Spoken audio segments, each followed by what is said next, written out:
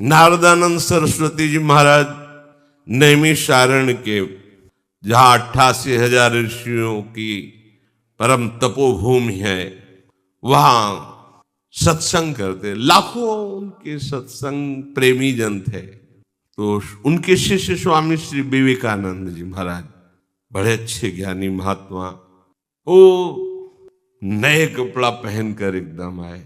स्वामी जी की सत्संग में ही दृष्टि पड़ी।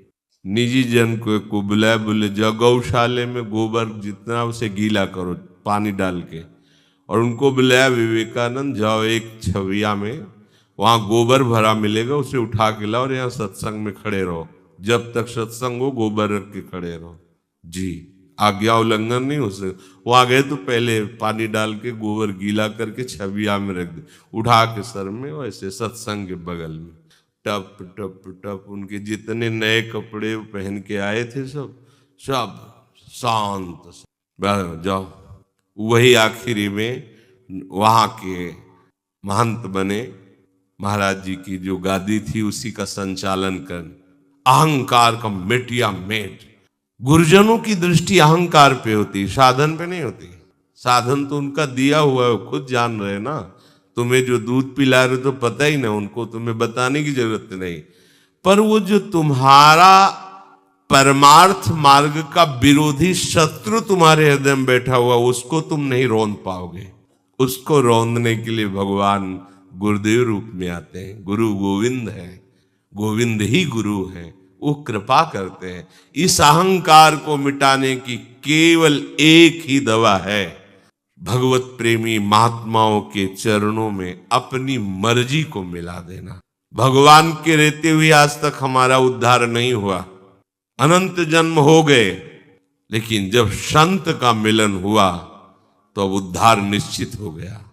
इसीलिए मोरे मन प्रभु विश्वासा, राम ते अधिक राम कर दासा। भगवत कृपा उतना ही अधिक आपके ऊपर उतरती चली जाएगी जितना आप अहंकार समर्पित कर दिए। जो थोड़ा भी अपना बल मानता है तो आती हुई भगवत कृपा इंतजार करती है, उसका समय लगेगा बहुत से, क्योंकि आश्रित है, नष्ट नहीं होगा। नामे भक्ता प्रणश्यति, भाग ले बहुत बड़ा मैदान है, भाग कब तक भागेगा, जब थक जाएगा तो फिर लौट के देखेगा, और जब लौट के देखेगा तो वहां अकृपा नहीं मिलेगी। यही हमारे प्रभु का स्वभाव है। विमुख भये निमिषहु न अकृपा, जब चिते तब वैसे। बलिहार है, जब चिते तब। पर इतना समय तो बर्बाद हो रहा है ना। उनको तो अगाध ज्ञान समुद्र है, उनकी तरफ थोड़ी ये होगा कि अब वो रोष नहीं। जब चिते तब वैसे, विमुख भये निमिषौ न अकृपा। जब चिते, वो इंतजार करेगी कृपा। तुम्हारे मनमानी आचरण जब बंद हो जाएंगे, आश्रित हो जाओगे, हार जाओगे, फिर उठा देगी। नामे भक्ता प्रणश्यति, समय लग सकता है, जन्म के जन्म व्यतीत हो सकते हैं, पर अब दुर्गति नहीं होगी। शरण में हो चुके, एक बार शरण में हो गए, दुर्गति नहीं होगी। लेकिन प्रमाद स्थिति में समय नष्ट करना ये बुद्धिमानी नहीं होगी। शरणागत होने पर बड़ी विलक्षण चित्त वृत्ति हो जाती है। अखंड अटूट कृपा उसे डुबो देती है। तो आप अपने अहंकार को बीच में लाकर कृपा की उस आती हुई धारा को मोड़िए मत। आप केवल आश्रित रहिए। देखो, धीवर मछुआरा मछलियों को पकड़ने के लिए जाल फेंकता है नदी में। जितनी जाल के अंतर्गत आएंगे सब मछलियां फंसेंगी, लेकिन जो धीवर के चरणों की तरफ बढ़ गई, जाल उसे नहीं फंसा पाएगा। जाल सामने फंसाता है। ये जाल है अहमता ममता का, माया का जाल। ये सब फैला हुआ है, हर जीव इसी में फंसा हुआ है। एक अहमता ममता इस जग में है दुखदाई, पर इस जाल को डालने वाला कौन है? मायापति श्री हरि। आ जाओ इनके चरणों में। संसार समुद्र से इनके चरणों की तरफ आओ, जाल नहीं फंसा पाएगा। जैसे चक्की चलती है, हर दाना पिस जाता है, पर जो कील के पास आ गया दाना वो सुरक्षित रह जाता है। श्री भगवान कहते हैं मामेव ये प्रपद्यन्ते माया में ताम तरन्ति। एकमात्र उपाय, आ जा मेरी शरण में। कहां से आ जा? हृदय के अहंकार से हटकर आ जा। दो ही क्षेत्र हैं, एक भगवान और एक अहंकार। सारा का सारा सृष्टि का खेल इसी अहम से चल रहा है। यही अहम तीन रूपों में हुआ, शतहम, रजहम और तमहम। इसी से राक्षस, देवता, पशु, पक्षी, मनुष्य सब इसी से सृजन हुआ है।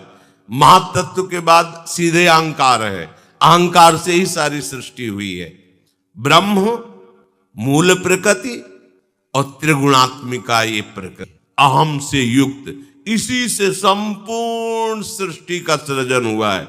इसका लय होने के लिए बुद्धि का निश्चय, महातत्व बुद्धि का निश्चय भगवत चरणारविंद में, बस सीधे पहुंच गए ब्रह्म के समीप, बहुत नजदीक। ये बंधन बहुत बड़ा है। संस्कृति मूल शूल प्रदनाना सकल सुख, ये बड़ा सूक्ष्म अहंकार है। जब अहंकार होगा और आप ये बात सुनेंगे तो आपको जलन शुरू हो जाएगी। हम आपको पहचान बता रहे हैं, और अंदर आपके आएगा मैं कहाँ अहंकारी हूं, मैं क्या अहंकार करता हूं, किस बात का अहंकार।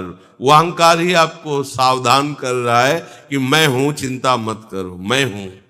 और जब आपके अंदर ये बात ना आवे और आपको रोना आ जाए, वास्तविक भ्रम हो गया, तो आप समझ लेना कि सही मार्ग पे आप चल रहे, आपका मार्ग से। जब आपको रोना आवे, भगवत बातें सुनकर, कब मेरी ऐसी स्थिति होगी, कब मैं अहंकार रहित होऊंगा, नाथ मैं, अपने आप सुधार शुरू हो जाएगा।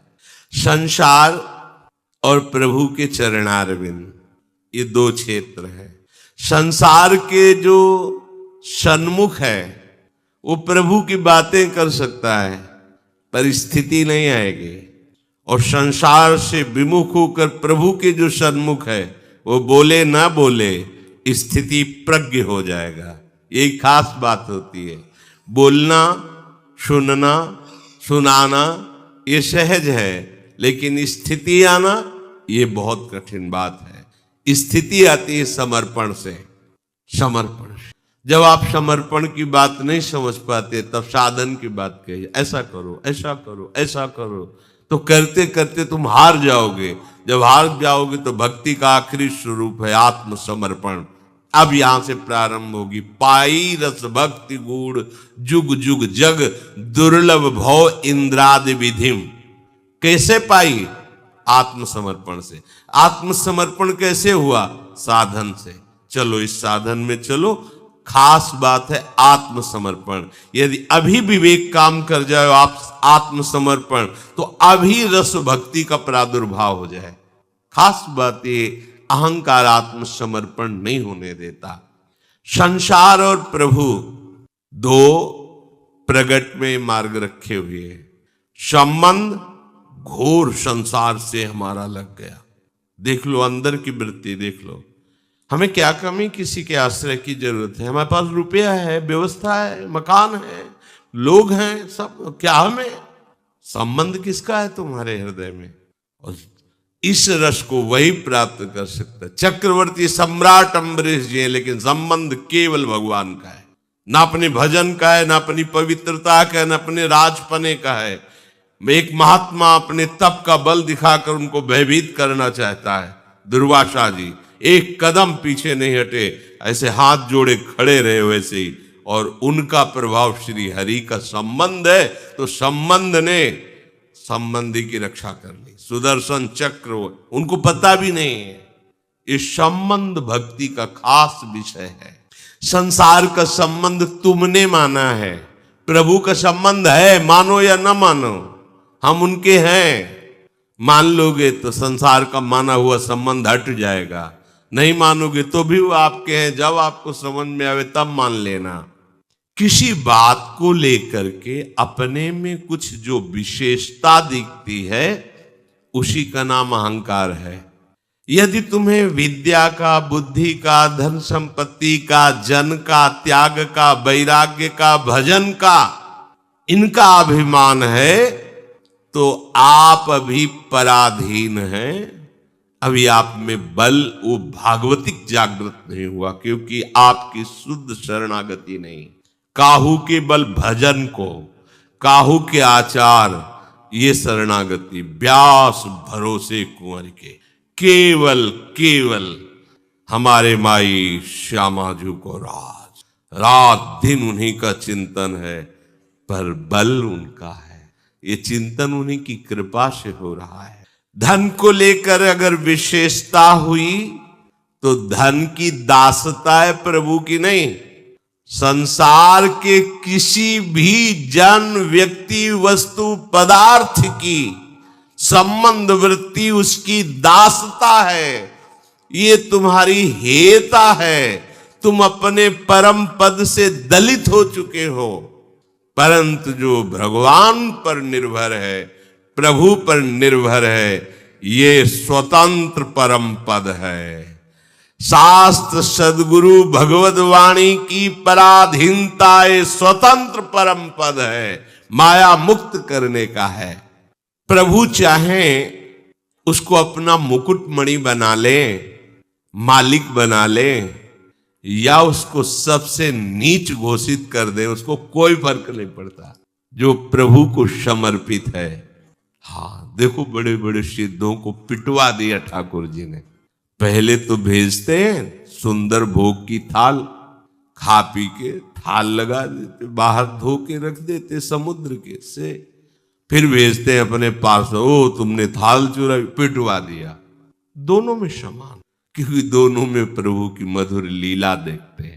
प्रभु का हमारा संबंध जो दृढ़ है, उसमें अनुकूलता प्रतिकूलता का प्रश्न ही नहीं उठता।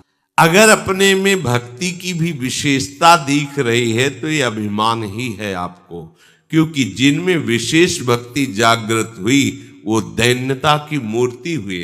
तुमको कैसे अनुभव हो रहा है कि तुम विशेष भक्त हो? जो विशेष भक्त है वो अपने को कैसे बोल रहे को हम तुच्छा परम मधमा। भक्त में जो विलक्षणता उतरती वो इस तरह उतरती है कि उसका शरीर, इंद्रियां, मन, बुद्धि सब भगवत स्वरूप है, पर वो सदैव इस बात से गलित रहता है हृदय कि मैं नीच अधम किसी योग्य नहीं। ओ भगवत स्वरूप स्थिति है। फिर उनके शरीर में और उनके स्वरूप में अंतर नहीं रह जाता। शरीर को पांच भौतिक कहा गया, स्वरूप को चिदानंद कहा गया, तो उनका शरीर भी चिदानंद हो जाता। ज्ञानी का शरीर चिदानंद नहीं होता, क्योंकि मिथ्या भाव करके ब्रह्म सत्य में स्थित हुआ है। लेकिन भक्त का शरीर चिदानंद हो जाता है। साक्षात विमान में सदैव परम धाम श्री तुकाराम जी गए। परम भक्ता श्री मीराबाई जी सदैव प्रभु में लीन हो गए।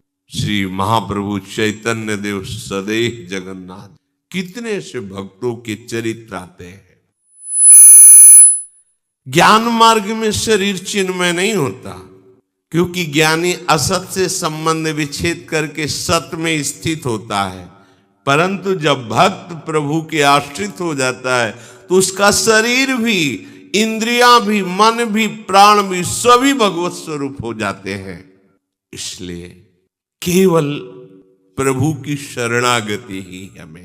एक बार प्रज्ञा चक्षु संत श्री मानव सेवाश्रम के स्वामी जी का शरणानंद जी महाराज आगरे जा रहे थे, यमुना जी के किनारे किनारे।